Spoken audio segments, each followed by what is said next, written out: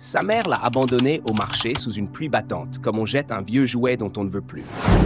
Personne ne s'est retourné. Personne n'a tendu la main. Elle n'était qu'une enfant, sale, affamée, invisible. Mais aujourd'hui, cette petite fille oubliée est devenue une femme.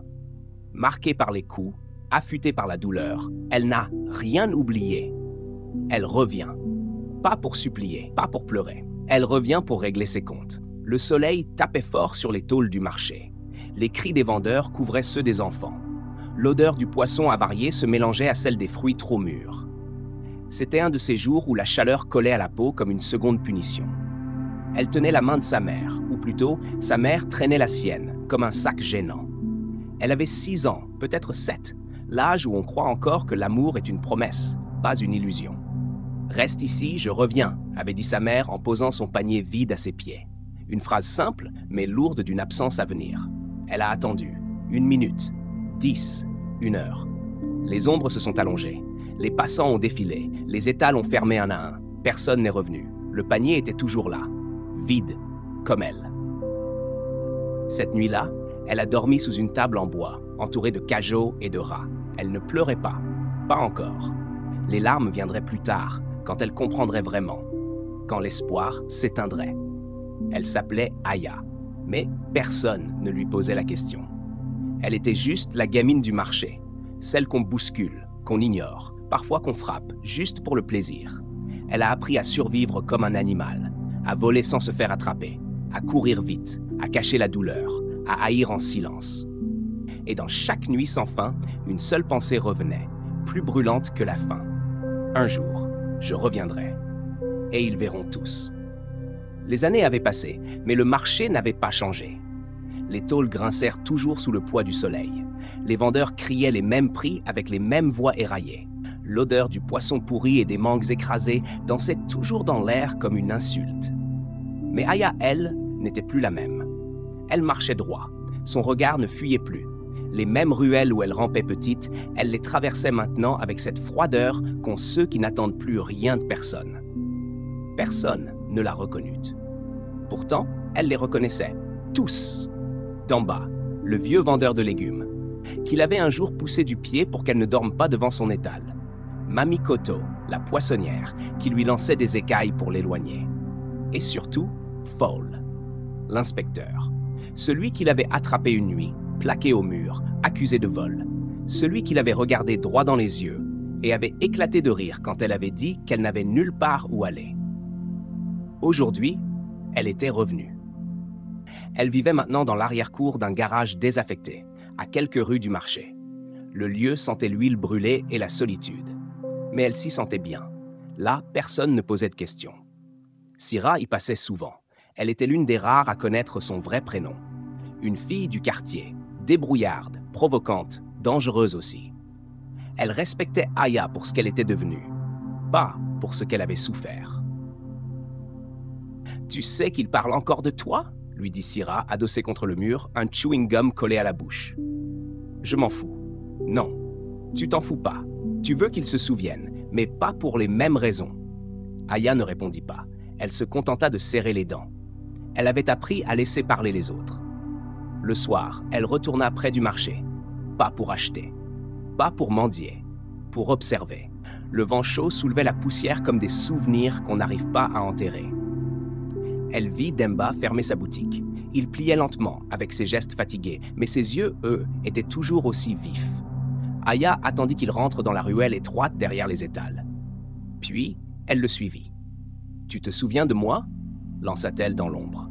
Le vieux sursauta.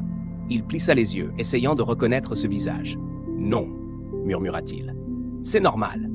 Personne ne se souvient de ce qu'on écrase. » Il voulut répondre, mais elle s'était déjà volatilisée dans la nuit, comme un avertissement. Pas encore une vengeance, mais bientôt. Chaque nuit, elle répétait ses plans.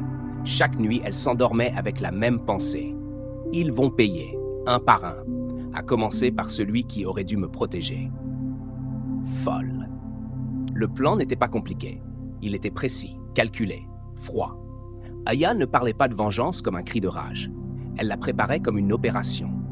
Une chirurgie du passé. Dans sa planque, une ancienne salle de lavage abandonnée, elle avait collé au mur des photos, des papiers pliés, des noms griffonnés. Et au centre, comme un soleil noir, lui le policier. Le premier à l'avoir humilié. Celui qui l'avait attrapée petite, traînée dans une ruelle, les mains sales et les bottes plus encore. Il l'avait frappée, menacée. Et puis il l'avait laissée là, entre deux poubelles. Comme un déchet. Elle n'avait rien oublié. Et chaque nuit, elle répétait la scène. Les gestes, le ton de sa voix, même l'odeur de son haleine. Mais maintenant, c'était elle qui tenait les rênes. Ah, Syrah! Sa sœur d'armes était là, assise sur un vieux canapé défoncé, un couteau entre les doigts qu'elle faisait tourner comme un jouet. « À le faire comment ?» demanda-t-elle. Aya ne leva pas les yeux. Elle cochait une case sur une feuille froissée. « Pas vite. » Syrah sourit. Elle savait. Aya n'était pas une impulsive. Elle était une tempête patiente. Les jours suivants, elle suivait Pho à distance. Il n'avait rien perdu de son arrogance. Toujours en uniforme trop serré, toujours le sourire moqueur, toujours la main lourde quand il parlait aux jeunes du quartier. Un soir, elles le suivirent jusqu'au bar. Pho buvait seul, riait fort, comme si le monde lui appartenait encore. Mais le monde avait changé, et lui, il n'avait rien vu venir. La veille du dernier acte, Aya retourna au marché, juste pour le silence. Elle se posta à l'endroit exact où sa mère l'avait laissée, 15 ans plus tôt. Le sol était différent, les gens aussi. Mais elle n'était plus une enfant. Elle ferma les yeux, respira, écarta les souvenirs. Demain, elle écrirait la fin. La nuit était tombée, épaisse comme un linceul. Aya marchait lentement, ses pas absorbés par la poussière. Elle portait le silence comme une armure, le passé comme une lame bien affûtée.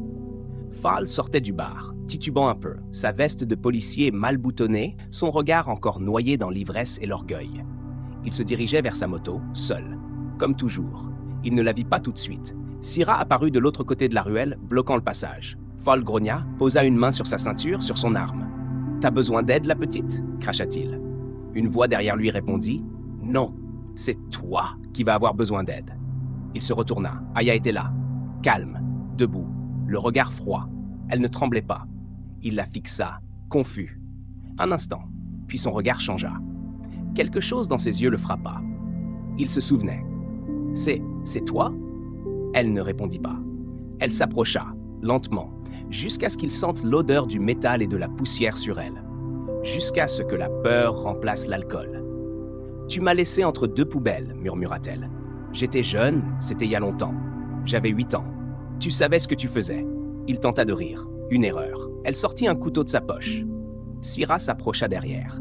Mais Aya leva la main. « Laisse !» Elle voulait le faire elle-même. Il recula. « Tu veux quoi ? Tu veux me faire quoi ?» Aya leva son arme, mais elle ne bougea pas. « Ce n'est pas ta mort qui m'intéresse, Pho.